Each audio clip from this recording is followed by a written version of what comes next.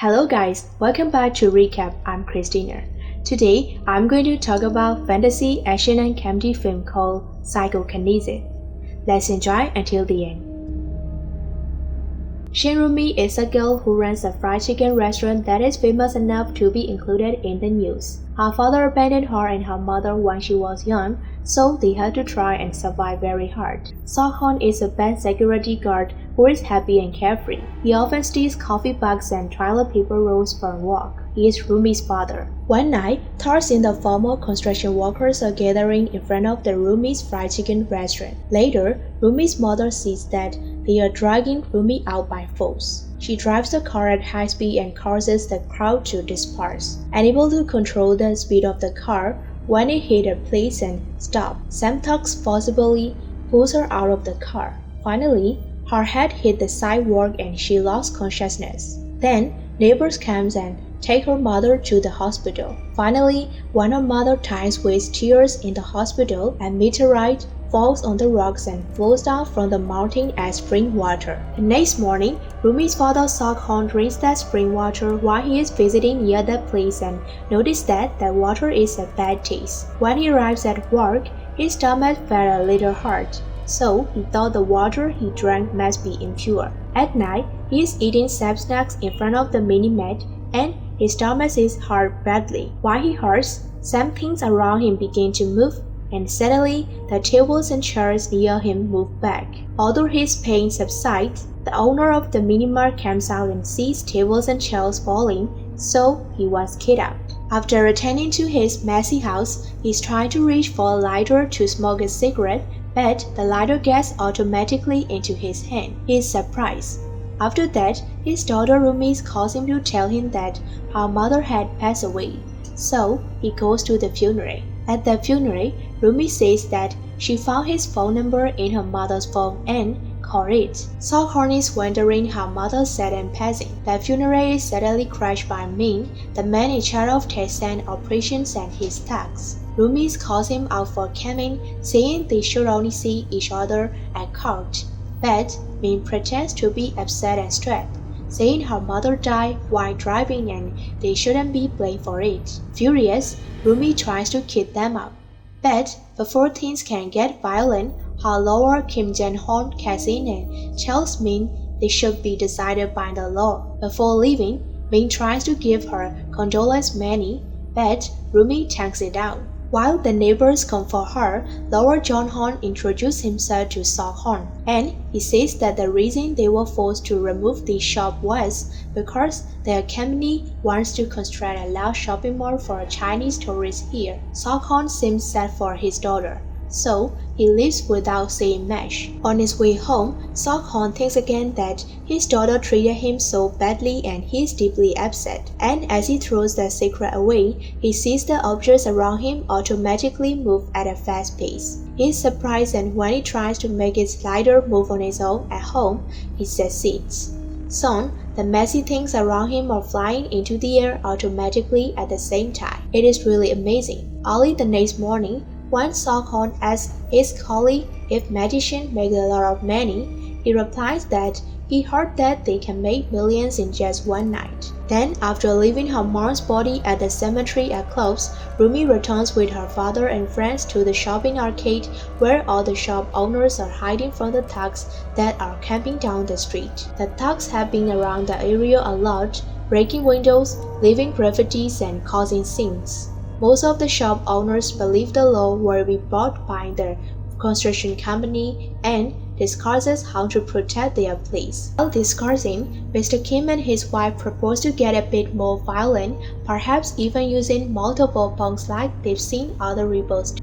The thugs have been violent with them after all, but Jong-hon thinks that will only make them look worse in the eyes of the public. Sokhon interrupts the conversation then to tell everyone this is too dangerous and they can't win. So they should all find a new job and Rumi should allow him to help her, perhaps even go to college as well. This attitude infuriates the neighbors who start yelling at him, so Rumi kicks him out. In the evening, Sokhon goes to the nightclub and shows his powers to the owner, who immediately hires him as a performer. The following day, Rumi and John Hon meet with the prosecutor's supervisor, but he doesn't bring good news. The autopsy report isn't enough to prove anything, saying it only shows the bruise and Rumi's mother could have acquired it by falling herself. The only other evidence they had was a security camera from a nearby car, but the owner claimed it was fake after Tae-sam bought him out. After lunch, John Hon insists on having her get her van out, even if he has other things he should be doing. When she arrives at her neighborhood, she ignores Seo-hon, who has been waiting for her after she didn't pick up any of his calls. He asks her to have a private chat, and once they fall from curious ears, he tells her he wants her to live with him and go to college, and that he's earned enough money to support her. To prove it, he uses his powers to make some silly tricks with a tie, then makes various objects in the room float. But Rumi doesn't believe him, thinking they've just parlor tricks. She gets rather angry and calls him very irresponsible for wasting time with magic tricks, pointing out he's just ran away the same way he did when she was 10. Seo-hon tries to explain he divorced his wife to protect her, and Rumi from the debts his father left him. But Rumi doesn't believe this is the only reason. She clearly remembers how he pretended not to see her the day he left. She cries and says having him trying to act like a dad after so long disgusting, and leaves. While walking away, he notices Min and his men getting in their cars, ready to attack, and decides to follow them. But in the arcade, the shop owners are alerted of this, so Mr. Kim and his wife go to find the police while the others barricade the entrances. When the thugs arrive, they manage to break the barrier and get in, assaulting all the neighbors while Min's assistant records everything with his camera. The shop owners are clearly at disadvantage here,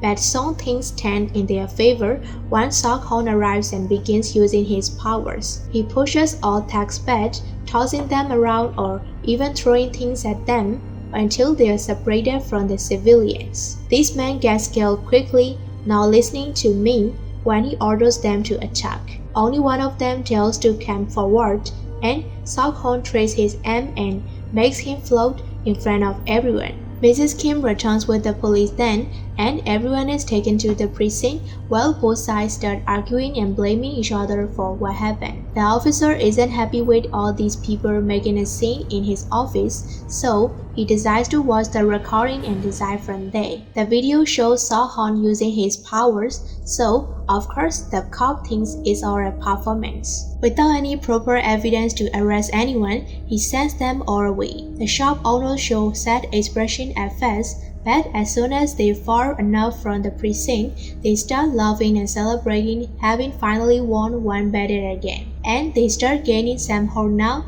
they have Seo-hon on their side, even if Rumi doesn't look too amused by the idea of having him around so much. Later in the evening, the thugs that are camping outside the neighborhood see some trash floating around, and they run away when they see their car joining it. It's Seo-hon who is using his powers to create an extremely strong barricade around the market to protect the local businesses. When John Hon asks him how he acquired these powers, Seo-hon says he thinks they were given to him by his ex-wife so he could be a better father. Then John Hon tells Rumi that her father had only been against this plan because he doesn't want her to get hurt. Meanwhile, the men that have been camping at the market go back to Min and tell him they want to quit because they are scared. But he doesn't have time for them. He's worried because he's received a call from the company owner who isn't happy with the lack of progress. The next day, Rumi gives an interview to a small local channel hoping to get some support from the public and reluctantly accepts to have lunch with her dad. She tells him he should see a doctor in case these powers are damaging his body, but he promises he is fine. At the same time, Min and his assistant are having lunch with Ryder Hon, the owner of the company, who can go from nice and smiling to absolutely not in seconds. After discussing the food, she calls for her own thugs to come in and beat Min up while she records herself on the phone, pretending she doesn't know these violent people and she's also a victim. This is a strategy her legal team provided. so she doesn't get sued later. When they start discussing business, Hong reveals she already knows about So-han because she saw the video, and meanwhile, they could easily evict all the shop owners if it wasn't for him. Hong tells him this is something very simple that she will take care of. Later in the evening, a recording of So-han using his powers appears on TV, and a so-called expert claims he's using special shockwave weapons given to him by North Korea. 48 hours later, two cops showed up by the barricade to arrest So-han, saying his bank employers accuse him of theft. Thinking it's just a misunderstanding that can be cleared up without causing a scene, So-han accepts to go with them, only to be handcuffed and kept in custody. Rumi calls Jong-han to ask for his help, and he promises he will be there soon before picking up another call with even worse news. It's the prosecutor informing him that one of Taesan's employees has turned himself in for killing Rumi's mother. This is all part of Hong's plan. They've paid off one of their men that was desperate for money to quickly close the murder case. Then she's ordered Min to close his company and start another, under a different name, and draw up a new contract to legally demolish the local businesses. Hong uses her connections to gain support from the police, so after So-han is removed from the equation, a large group of officers arrives at the market, led by Min and his thugs. Jong-han calls Rumi to tell her all of this and asks her to run away, but Rumi hangs up on him after expressing her wish to fight until the end. Meanwhile, Hong visits So-han at the precinct to make him an offer. He should work for her and her company, or she will release a statement that marks him as dangerous for the public. She also jokes about a hidden option 3, being him actually going out there and winning the fight, which she thinks is impossible. Hong says she will give him some time to think about it before giving him our business card and leaving. With the presence of the press around them, the cops trying to advance against the barricade, but Rumi and her friends keep them at bay by using Molotov bombs. They have no choice to run away. However, when the police bring over an excavator that they start using to destroy the barricade, while everyone runs, Rumi falls and sees Mr. Kim is stuck under some debris. She goes to him and helps him get out at the same time. The barricade explodes, pushing them both away from the area. Fortunately, the other realtor finds them and helps them come inside. The police officer managed to break into the market area, and now they've surrounded every entrance. It's almost impossible for Jong-han to get in to help. He calls Rumi, who is with the other shop owners at the arcade trying to keep the door closed, and he tells her everyone should escape to the roof or they will get arrested. All this is being shown on TV, so So-han slangs about it when the cops join in. They turn the TV off when they see him was though.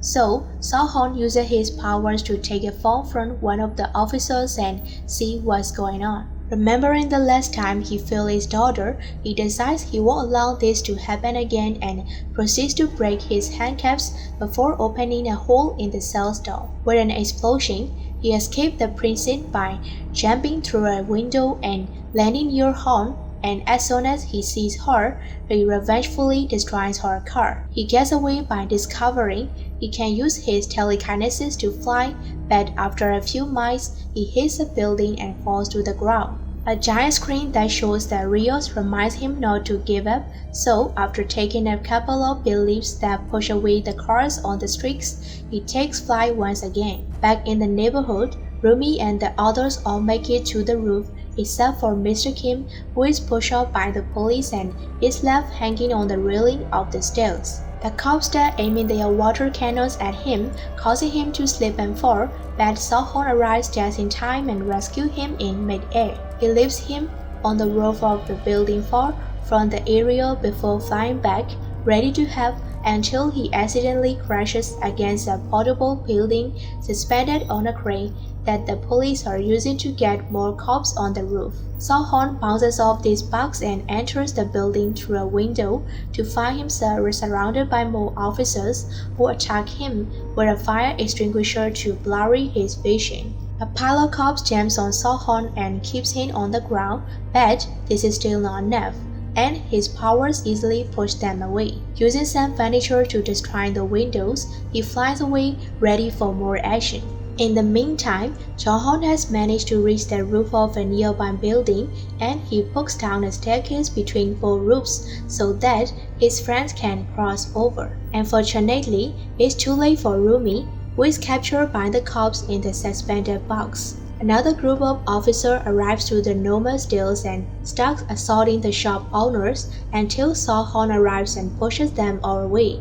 Once again, all the cops jam on him together, but they are not much for his powers and he easily knocks them out while Jahan helps everyone cross over. After taking care of all the remaining police officers, Jahan uses his powers to push every neighbor to the other roof in one go, before going to look for his daughter. The suspended box starts losing stability, but Min tells the cops not to be cowards and stay there to arrest everyone.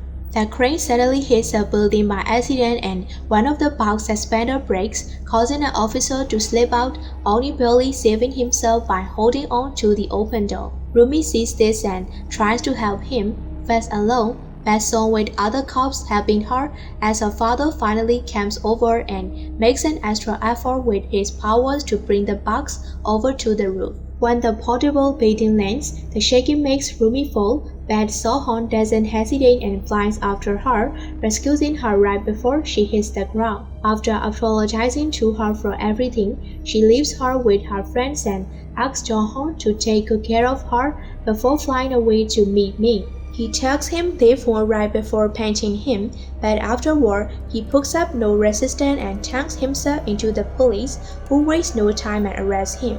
4 years later, Jahan is released from prison and is picked up by Jahan, who tells him he's married to Rumi. When they drive by the area her old restaurant used to be at, there's nothing but an unoccupied plot. It turns out Chesson project was not profitable and construction has been delayed. When night falls, they make it to a new restaurant where all their old friends are having dinner and happily receive him with open arms when they see him. His daughter is there too, and Jahan discovers this is Rumi's new business. He uses his powers to help her sell the beer mugs. In the end, we see her new restaurant name is Superpower Chicken. Thank you so much for watching. Please click on the red subscribe button and press the bell icon. That way, you will know every time a new video is uploaded. See you in the next videos. Bye!